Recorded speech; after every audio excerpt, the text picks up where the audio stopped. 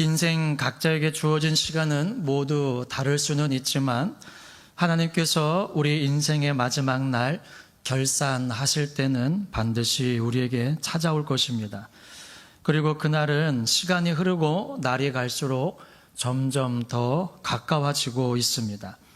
결산이라고 하는 말은 사전적으로는 일정한 기간 동안의 수입과 지출을 마감하여 계산함이라는 뜻을 가지고 있습니다.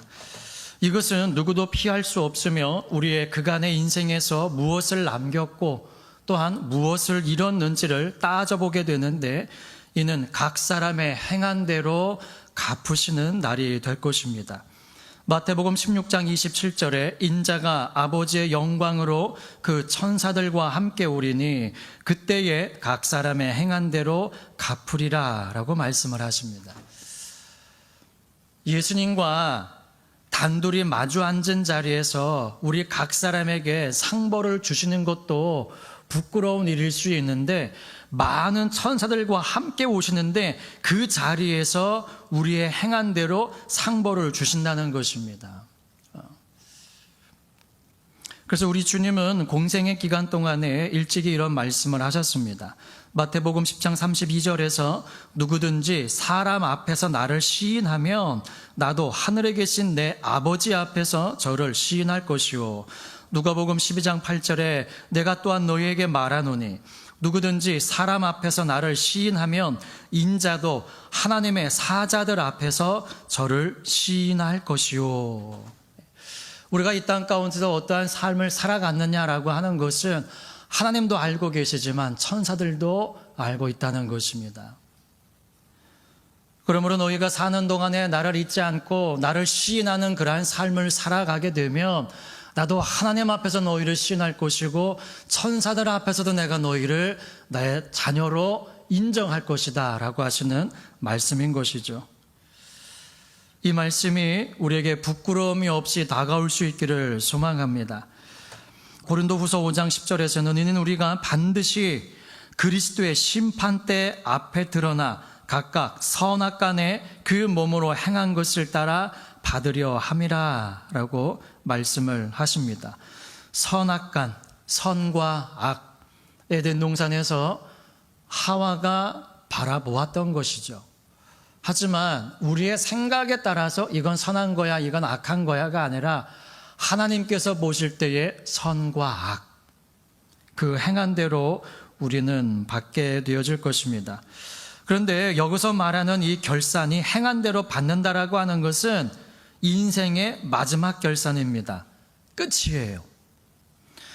행한 대로 심판받고 그것으로 끝나는 겁니다. 아이고 내가 잘못 살았구나. 이것을 깨달았을 때에는 더 이상 기회가 없습니다. 그런데 그것도 예수 그리스도 안에 있는 사람들에게나 이런 기회가 있는 것이지 예수님 안에 있지 않은 사람들에게는 그 결산의 시간도 주어지지를 않는다는 것이죠. 요한복음 3장 18절에 저를 믿는 자는 심판을 받지 아니하는 것이요 믿지 아니하는 자는 하나님의 독생자의 이름을 믿지 아니하므로 벌써 심판을 받은 것이니라 라고 말씀을 하십니다. 그래서 이 말씀을 쉬운 말 성경에서는 이렇게 말합니다. 누구든지 그 아들을 믿는 사람, 심판을 받지 않는다라고 했는데 쉬운 말 성경에서는 정죄를 당하지 않소라고 번역을 했습니다. 그러니까 심판을 받지 않는다라고 하는 말은 결산을 받지 않아도 된다는 말이 아니라 정죄를 당치 않는다는 겁니다. 오늘 본문에서는 어떤 귀인이 왕위를 받아가지고 오려고 먼 나라로 갈 때에 종 10사람을 불러서 그들에게 한 문화씩을 나누어 줍니다. 그러면서 말을 합니다. 뭐 하라고요? 장사하라라고 말을 합니다. 그리고 왕위를 받아온 귀인은 은 주었던 종들을 불러서 어떻게 장사했는지를 알려 합니다. 여기서 우리가 알 수 있는 것은 마태복음 24장의 달란트 비유와 조금 유사한 것이 있는데요. 이 마태복음 25장의 달란트 비유는 종들의 재능에 따라서 달란트를 나누어 준 것이 반면 오늘 본문의 이 문화 비유에서는 10명의 종들 모두에게 똑같이 나눠줬다는 것입니다. 달란트 비유는 잘하는 사람에게는 많이 맡기고 좀 일을 잘 못하는 사람에게는 적게 맡겼다는 겁니다. 근데 문화 비유는 잘하는 사람이나 못하는 사람이나 건강한 사람이나 건강치 못한 사람이나 재능이 많은 사람이나 부족한 사람이나 똑같이 나누어 준 것이라는 것이죠. 그러면서 똑같이 말합니다. 일해라. 장사하라라고 똑같이 말을 합니다. 그런데 그렇게 똑같이 주어진 기회 속에서 10문화를 남긴 종이 있고 5문화를 남긴 종이 있고 받았던 한 문화만 가지고 있는 종이 있더라는 것이죠. 하나님은 이 시대 가운데 각자의 재능에 따라서 주신 은혜와 능력이 다르고 그에 따라 사람마다 잘할 수 있는 일과 잘못하는 일들이 다 다를 수 있으나 어떤 부분에 있어서는 모든 그리스도인들에게 동일하게 주신 것들이 있다는 것입니다. 그것이 무엇일까요? 모든 사람들에게 동일하게 주신 것이 무엇일까요? 다시 오실 예수님을 기다리는 마음입니다.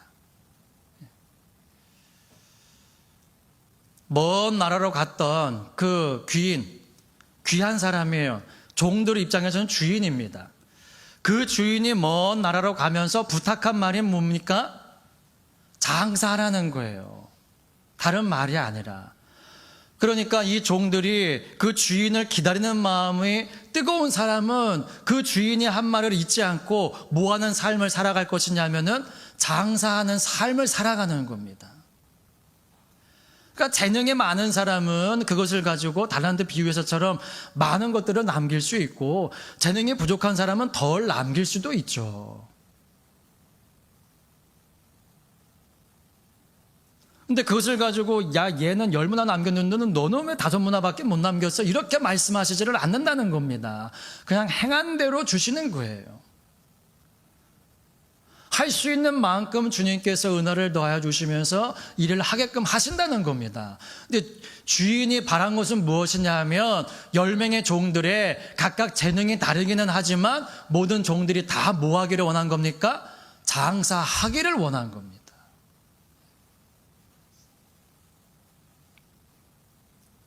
사실 이 오늘 본문의 말씀은 세리장 삭개오의 집에서 예수님께서 하신 말씀입니다. 이 삭개오가 예수님을 만나서 구원을 받는 그 현장 속에 있던 사람들이 잘못 생각하는 것이 있던 거예요. 그래서 그것을 바로잡기 위해서 하신 말씀입니다.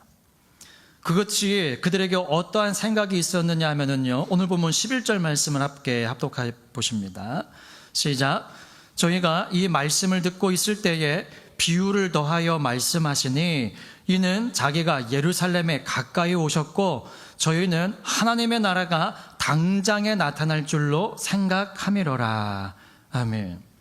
자, 예수님께서 예루살렘에 가까이 오셨다라고 하는 것은 무슨 의미냐면 예수님의 십자가 죽음이 가까웠다는 것입니다. 마태복음 16장에서 그 가이사랴 빌립보 제방에서 예수님께서 베드로를 칭찬하시잖아요. 그때 하신 말씀입니다. 이때로부터 예수 그리스도께서 자기가 예루살렘에 올라가 장로들과 대제사장들과 서기관들에게 많은 고난을 받고 죽임을 당하고 제3일에 살아나야 할 것을 제자들에게 비로소 가르치시니 그럽니다. 그러니까 예루살렘에 가까이 오고 있다고 하는 것은 예수님의 죽음의 시간이 다가오고 있다는 것입니다. 근데 그 현장 가운데서 이 많은 모여있던 사람들은 무슨 생각을 하고 있냐면은 하나님의 나라가 당장 지금 나타날 줄로 생각하고 있는 겁니다. 당장에 하나님의 나라가 임한다라고 하는 것은 메시아가 임할 것을 생각하고 있는 것인데 이것은 곧 종말적 사건에 대한 관심을 나타내고 있는 것입니다. 그런데 오늘 본문에서 귀인이 먼 나라로 간 다음에 돌아올 때까지 갔다가 금방 온 거 아니죠. 어느 정도의 시간인지는 모르겠지만 그 얼마간의 시간이 지난 다음에 주인이 온 겁니다. 당장에 임하는 것이 아니라 하나님의 나라는 이 땅 가운데 임했고 지금도 완성되어져 가고 있습니다. 내 이 심령도 하나님의 나라가 되어져 있는데 아직까지는 우리에게 부족함이 있고 죄성이 남아있기 때문에 때로는 하나님의 나라가 되어졌다가도 때로는 사탄이 침투하는 나라가 되어지고 있습니다. 이 완성의 때를 우리가 바라보고 있는데 이 사람들은 그때가 지금 당장 임할 것이라고, 물론 뜨거운 마음이겠죠. 바라는 소망이겠지만 어떻게 지금 이 시대로 본다면 시한부적이에요.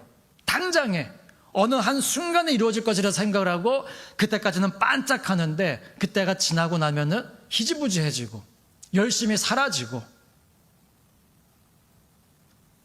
이러한 삶을 살아갈 수가 있다는 것입니다.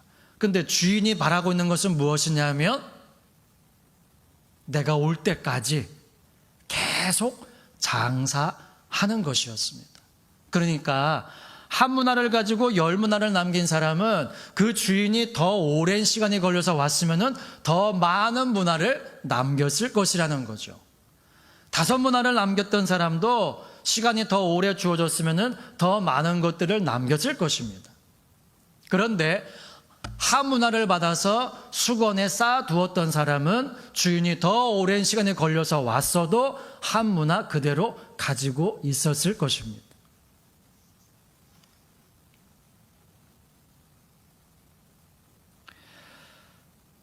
종들 사이에는 남들보다 더 열심히 일해서 더 많은 이익을 주인에게 드린 종들이 있었습니다. 똑같은 종이고 똑같은 문화를 받았으나 더 많이 남긴 종과 그렇지 않은 종이 있다는 것은 열심히 장사한 종이 있는가 하면 열심히 장사하지 않은 종이 있고 그리고 아예 장사하지도 않은 종이 있다는 것이죠. 그러나 서두에서도 말씀드렸듯이 주인이 와서 결산할 때는 그때가 끝이라는 겁니다. 주인 앞에서 내가 잘못했구나 라고 여겨지는 순간 이미 내게 주어진 시간과 기회는 다 끝나버리는 순간인 것입니다. 더 이상의 기회는 주어지지 않습니다. 그리고 오늘 본문 24절에 보면 주인에게 받은 한 문화를 수건에 쌓아두었던 종 주위에 있는 자들에게 그 한 문화를 빼앗아서 10문화 있는 자에게 주라라고 말씀을 하십니다. 그러면서 26절에서는 무릇 있는 자는 받겠고 없는 자는 그 있는 것도 빼앗기리라 라고 말씀을 하십니다.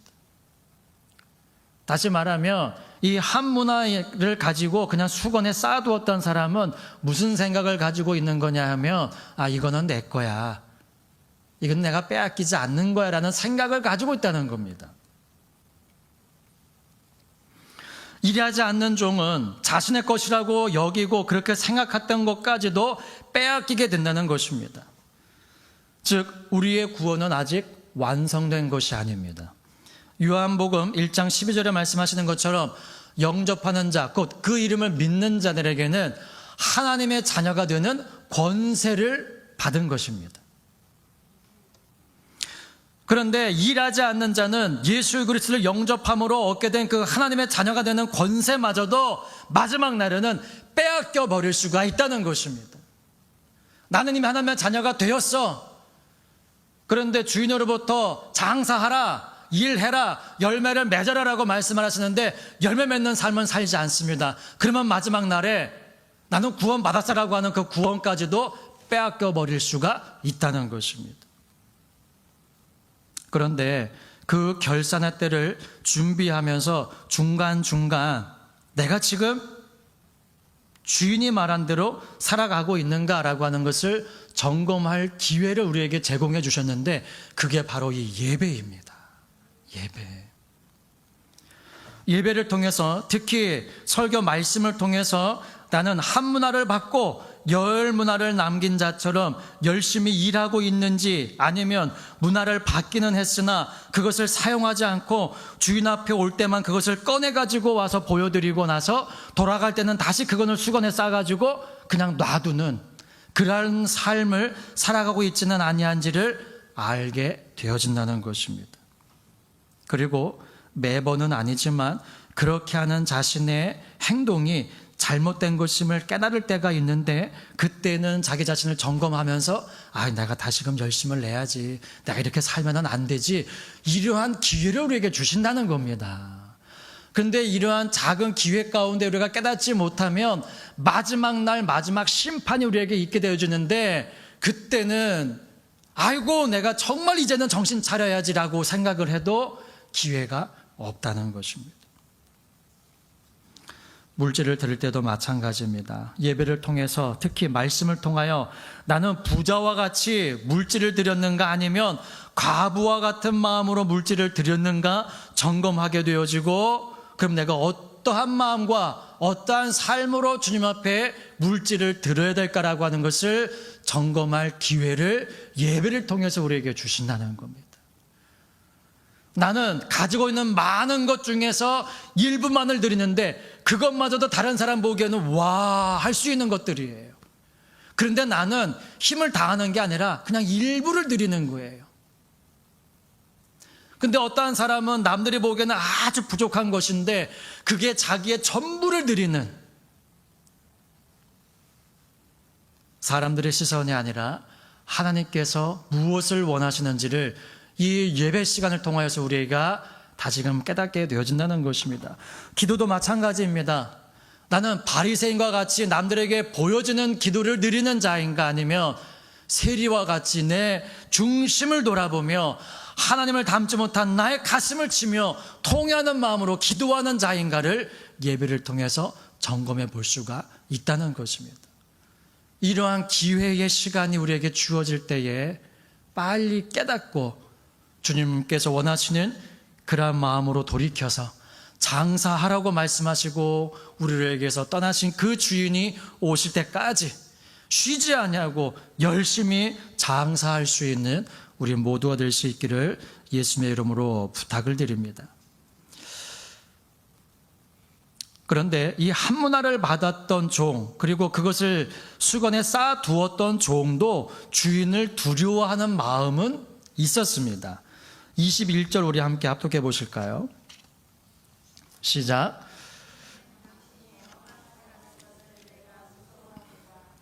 당신은 두지 않은 것을 취하고 심지 않은 것을 거두나이다. 아멘. 그 말을 듣고 주인이 이렇게 말합니다. 22절에 보니까 악한 종아, 내가 내 말로 너를 판단하노니, 다시 말하면 너는 나를 두려워한 자로 생각하고 있었어? 그런데 두려워하는 자처럼 행동을 안 했다는 거예요. 다른 걸로 판단하는 게 아니라 너한테 그러한 생각이 있었는데 왜 그렇게 살지 않았느냐는 거예요.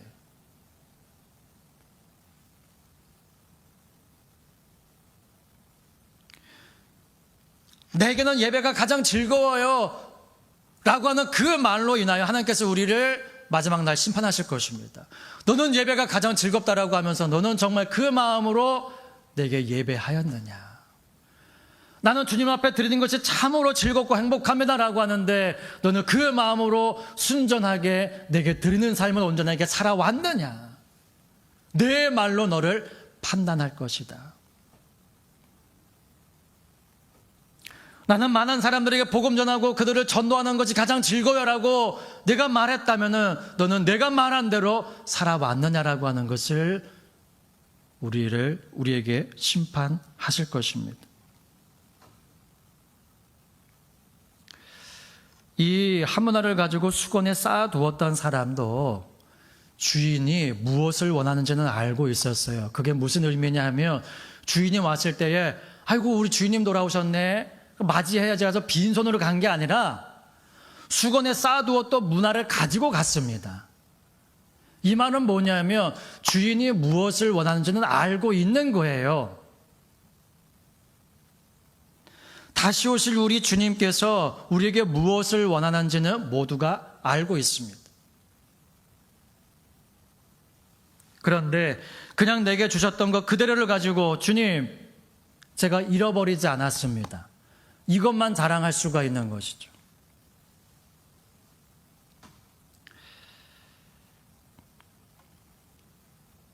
마태복음 7장에 보면 예수님께서 나더러 주여 주여 하는 자마다 천국에 다 들어갈 것이 아니요 다만 하늘에 계신 내 아버지의 뜻대로 행하는 자라야 들어가리라 라고 말씀하셨을 때에 그 말씀을 들은 사람들은 뭐라고 말을 하냐면은 주여 주여 우리가 주의 이름으로 선지자 노릇하며 주의 이름으로 귀신을 쫓아내며 주의 이름으로 많은 권능을 행치 아니하였나이까.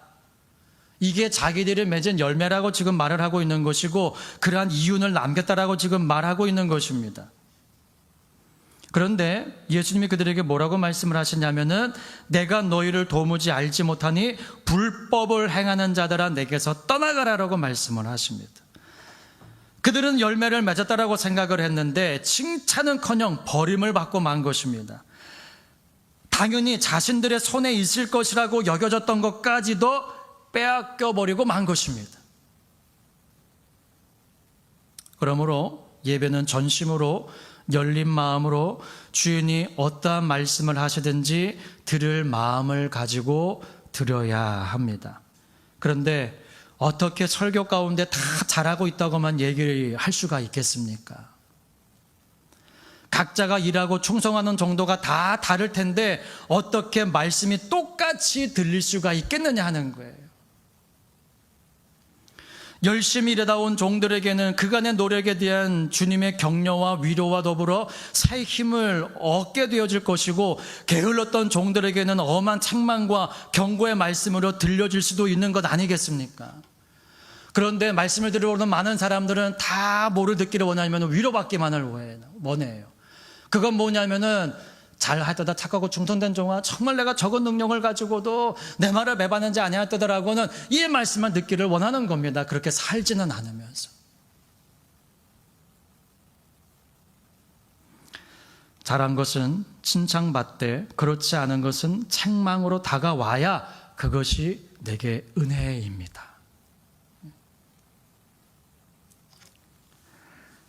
다 나는 열심히 일한 종이니까 칭찬과 위로와 격려의 말, 즉 모두가 말하는 은혜가 되는 말만 들으려고 하고 설교하는 분도 은혜 되는 말들만, 사람들이 듣기 좋아하는 말들만 하려고 할 수가 있다는 것이죠. 일하는 종이 열심히 일 안 한 것도 잘못이지만 하나님의 말씀을 맡은 자로서 마땅히 해야 할 말을 하지 않는 것도 게으른 종이 될 수가 있다는 것입니다. 그러므로 우리 모두는 안희 목사님을 통해서 계속 들었던 말씀처럼 깨어 있어야 합니다. 깨어 있어야죠. 예배 가운데 나와 있어도 잠에 취해서 잠을 자는 건 아닌데 정신이 자고 있으면 말씀이 들려도 뭔 말인지를 몰라요. 누가 툭 건드리면은 나 안 자고 있어요. 이렇게 말을 해도 말씀이 들리지를 않습니다.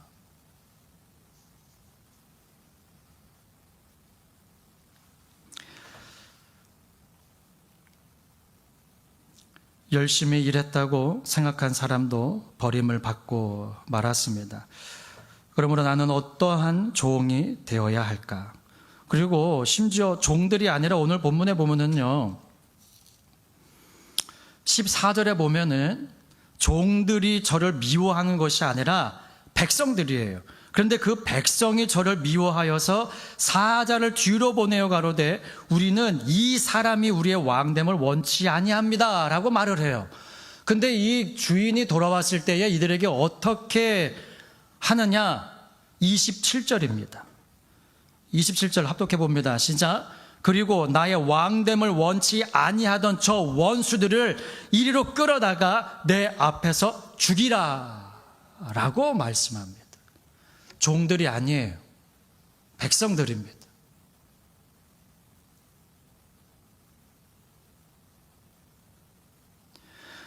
백성이면은 주인이 하는 말을 들어야죠. 귀인이잖아요. 왕권을 받으러 간 거잖아요. 장사하라라고 무엇을 맡은 사람은 물론이거니와 그 말을 듣지 않은 사람들, 백성이면 왕이 있어야 되고 왕의 다스림을 받아야 되는데 나는 저 사람이 나의 왕됨을 싫어합니다라고 말했던 사람들은 다 버림받는다는 겁니다. 지금 내가 현재 예배 현장 가운데 있다는 것으로 만족하지 마시고 우리는 모두 종들입니다. 일찍이 부름받아서 우리에게 문화를 맡겨주시면서 장사하라라고 말씀을 들은 사람들입니다. 순간순간 점검하시면서 나는 과연 얼마만큼을 남겼는지 뒤돌아보시면서 열심을 내실 수 있기를 바랍니다. 내가 참으로 옳게 살아가고 있는 것이 아니라면 말씀을 들을 때 내 안에 찔림이 있는 것은 당연한 것입니다. 내게 하는 말이 아닌데도 내게 하는 말처럼 들려질 때가 있습니다. 이게 성령이 내 안에서 역사하시는 순간인 것이죠. 이것으로서 내가 아직 영적으로 살아있음을 알게 되어지고 내가 성령의 사람인 것을 깨닫게 되는 순간입니다. 그러므로 책망에도 감사할 수 있기를 바랍니다. 열정 없는 예배, 사모함이 없는 예배, 여느 때와 마찬가지로 또 한 번 드리는 예배가 되어서는 안 될 것입니다. 지금 상황에서 다시 대면 예배가 이루어진다라고 했을 때 교회들마다 예전의 예배의 모습이 회복되어질 수 있을까? 그것을 기대하기는 하지만 그렇게 안 될 가망성이 크다고도 생각이 되어집니다. 어제 교회에서 저녁 때 문자를 다 돌렸거든요. 오늘 대면 예배도 드릴 수 있으니까 대면 예배를 드리고 싶으신 분들은 교회로 오세요라고 어제 문자를 보내드렸는데 모르겠습니다. 얼마나 많은 분들이 이따 2부 예배 때 참석을 하실지는 모르겠습니다. 300석 이상 교회에서는 49명까지는 예배를 드릴 수 있거든요, 현장에서. 저희 교회 분들 지금 현재 다 나오셔도 50명이 되실까 말까 한데 모르겠습니다. 저희 교회도 모르겠어요. 그렇게 담임 목사님께서 예배를 강조하시고 예배에 대한 사모하는 마음, 또 현장 가운데서 예배드리지 못하고 있는 처소에서 예배를 드릴지라도 눈에 보이지 아니하지만 정장을 입고 교회에서 예배드리는 모습 그대로 예배드리라고 그렇게 강조를 하셨음에도 불구하고 그러한 모습과 그러한 마음으로 예배드리셨던 분들이 있다면 현장에서 예배드린다고 한다면 기쁜 마음으로 달려 나오실 텐데 과연 저희 교회 분들도 그러한 분들이 얼마나 되실까? 과연 우리가 예배드리지 못하는 것이 이 정부에서 현장에서 예배드리지 말라고 막으니까는 내가 그렇게 하지 못하는 거라고 핑계할 수 있을까? 이것을 그냥 예배를 막는 정부 탓으로만 돌릴 수 있을까? 내 안의 예배가 사라지지 않고 꺼져가는 등불이 되지 않도록 해야 할 것입니다. 내 안의 예배는 누구도 막을 수 없는 거잖아요.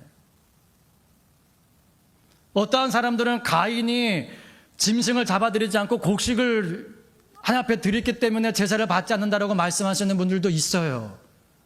그 하나님이 육식주의자입니까? 채식 싫어하시는 분이세요? 이스라엘의 5대 제사 중에 곡식으로 드리는 제사도 있습니다. 하나님이 곡식을 싫어하시는 것이 아니에요.